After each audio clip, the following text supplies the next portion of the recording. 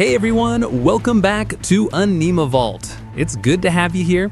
I hope your day's been going well, whether you're watching this on your break, winding down after work, or just looking for something to add to your watch list. Today's video is one of my favorite kinds to make, the kind where we get to slow down, talk through what's coming up, and appreciate the excitement of a new year of anime. In 2026, well, it's shaping up to be a genuinely interesting year. Not necessarily because it's packed with the flashiest announcements, but because it's a year built on momentum. Long-awaited sequels finally landing, riskier originals stepping forward, and adaptations that fans have been hoping for years. It feels like a year where studios are being more intentional rather than just loud. And honestly, I like that. So get comfortable, grab your tea, coffee, snacks, whatever you've got nearby, and let's take our time going through the top 10 most anticipated anime of 2026. Let's get into the list. Number 10, Devil May Cry Season 2. Devil May Cry Season 2 has a lot of quiet expectations behind it. Season 1 did a solid job of reintroducing Dante to a new generation of viewers, not in a perfect or groundbreaking way, but in a way that reminded people why his character works. We saw the tone, the swagger, the weapons, and a general feel for this version of the world. But it was clear the story was only opening a small doorway into the actual mythology. Season 2 steps forward as the moment where the series needs to deepen its identity. Early comments from the production team had suggested that the new season plans to explore the demonic ancestry that Dante has spent years avoiding or deflecting.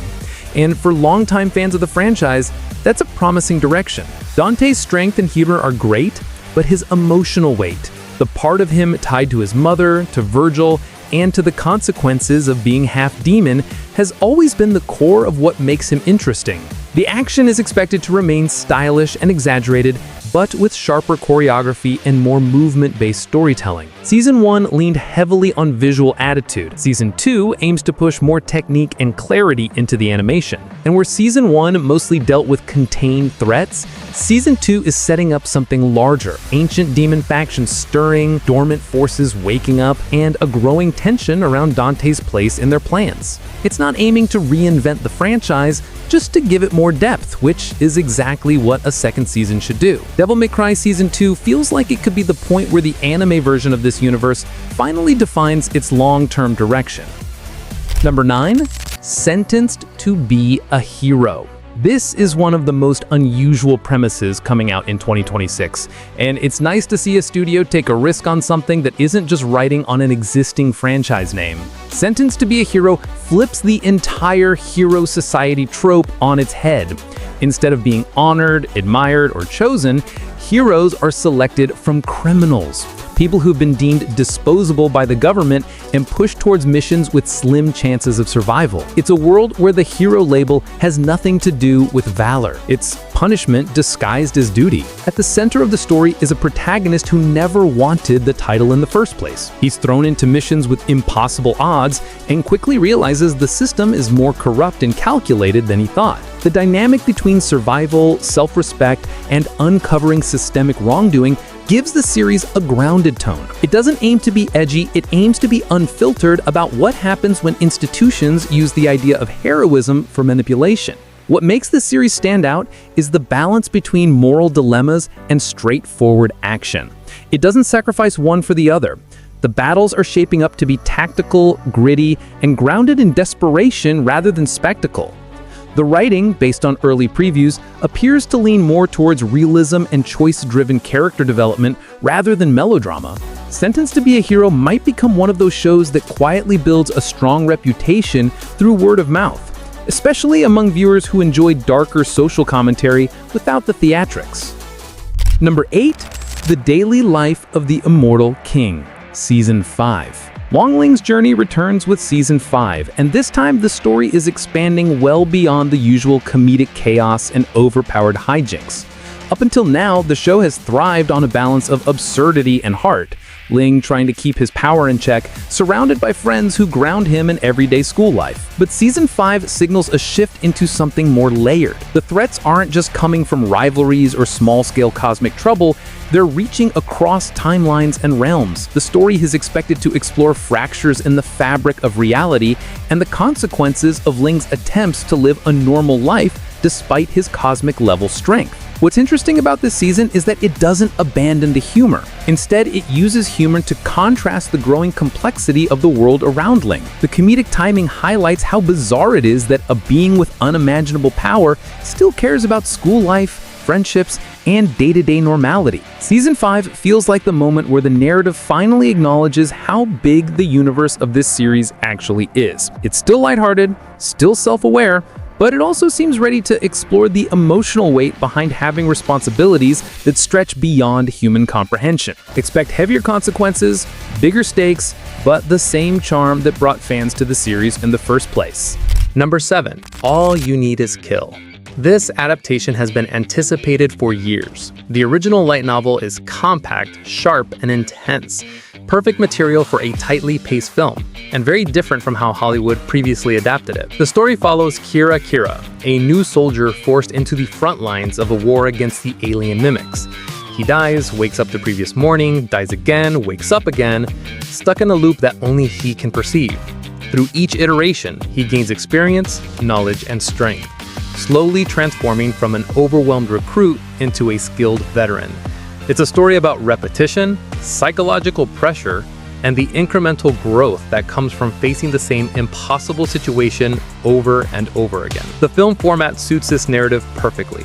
Instead of stretching the time loop into episodic segments, the movie can present the repetition in a more cinematic way, with tight progression, emotional beats, and clear transitions that show how each loop affects Kira's mind and resolve. The relationship between Kira and Rita Vertasky is also central, not romanticized, but built on respect and shared trauma. They're two soldiers navigating a harsh cycle no one else understands. The movie seems intent on capturing that grounded partnership. If executed with discipline, this adaptation could become one of 2026's standout films simply because the story fits the medium so naturally.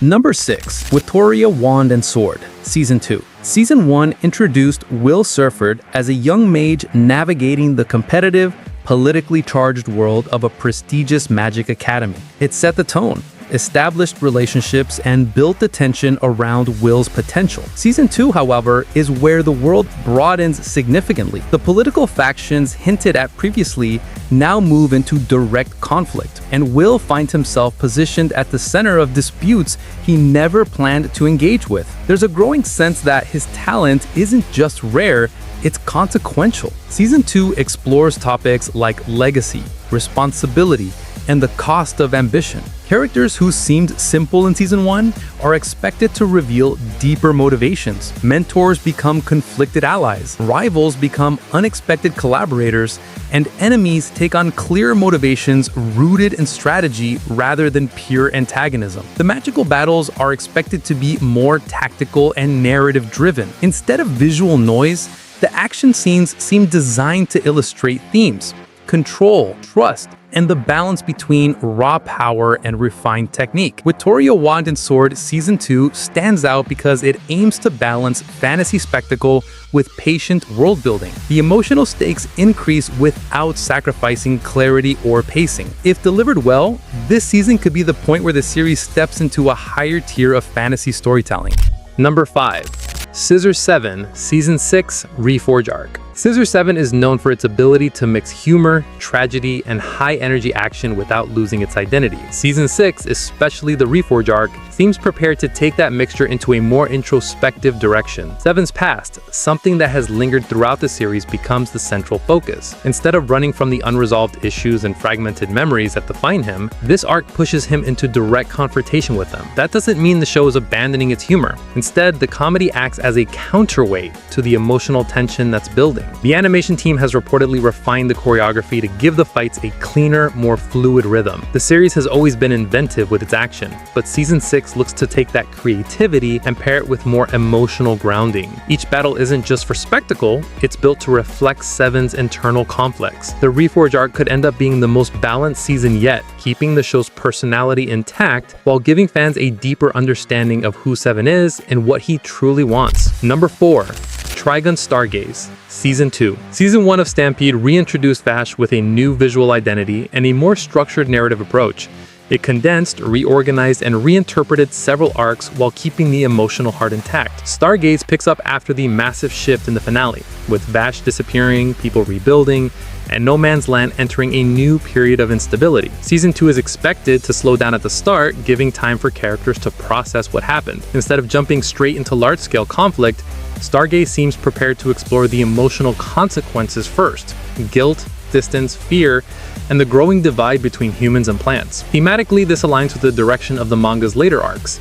The political tension around independent plants, the search for Vash, and the rising threat tied to knives are all foundational pieces moving into place. Visually, the team is refining the animation style, still stylized, still modern, but slightly more grounded to suit the slower emotional beats that the next arcs require. The gunfights, chases, and confrontations will still be high level, but the emphasis seems to be on storytelling rather than flash. Stargaze has the potential to be the season where the new Trigun solidifies itself as a long-term series rather than just a bold reinterpretation. Number 3, Sakiro no Defeat. Adapting a difficult game into an anime is always a challenge, but Sakiro no Defeat seems determined to approach the source material with respect rather than simplification. The story focuses on a lone shinobi navigating a land filled with internal conflict, supernatural corruption, and morally complex characters. It's not a tale of non-stop action. It's a tale of endurance, discipline, and the weight of duty. The anime appears to be leaning heavily into atmosphere via tension, deliberate pacing, and the steady buildup of stakes. The fights are expected to be precise and meaningful, rather than constant. Each confrontation will reflect the emotional state of the characters involved. One of the most interesting choices is the decision to expand the world's lore without contradicting the core narrative. This allows the anime to appeal to fans of the game while giving newcomers enough context to appreciate the stakes. If it strikes the right balance, Sakiro no Defeat could become one of the standout dark samurai anime of the decade. Number 2, Link Click Season 3. Link Click has always used its time travel mechanic not as a gimmick, but as a way to explore relationships, consequences, and emotional depth. Season 3 takes that approach even further by diving into the origins of the abilities and the long-term impact of altering the past. The narrative appears to be more introspective, focusing on trust, guilt, and the ethical burden of changing someone else's life. While earlier seasons explored the immediate effects of each mission, this season seems aimed at examining the broader consequences, the ripple effects that build up over time. Character development will likely be front and center. The main duo faces internal tension, unresolved conflicts, and the growing realization that their actions have shaped the lives of countless people in unpredictable ways. If previous seasons are any indication, Season 3 will bring emotional clarity, morally complex decisions, and unpredictable storytelling, all while maintaining the grounded, realistic tone that defines the series. Number 1, Fist of the North Star Full Remake. At the top of the list is a project that longtime fans have wanted for years, a complete, modern remake of Fist of the North Star. This remake isn't aiming to replace the original, it's aiming to reintroduce the iconic story with modern animation, better pacing, and a more detailed emotional approach. Kenchiro's journey through a harsh post-apocalyptic world has always carried a sense of tragedy, resolve, and compassion beneath the violence. The remake seeks to highlight that emotional core with clearer storytelling and richer character work. The choreography is expected to be one of the main highlights. With today's animation tools, the classic martial arts techniques can be rendered with a level of detail that wasn't possible before. Each strike, each stance, each moment of tension can be expressed through precise motion rather than pure exaggeration. It's a rare opportunity to present a foundational classic to a new audience while still honoring its roots. And if the remake maintains the spirit of the original while refining the presentation, it could easily become one of the most celebrated releases of 2026. That wraps up the top 10 most anticipated anime of 2026. If you found something new to add to your list or something you're now more curious about, feel free to share your picks in the comments. I always enjoy reading what you all are looking forward to. Thanks for spending this time with me. I appreciate you being here, and I'll see you in the next breakdown.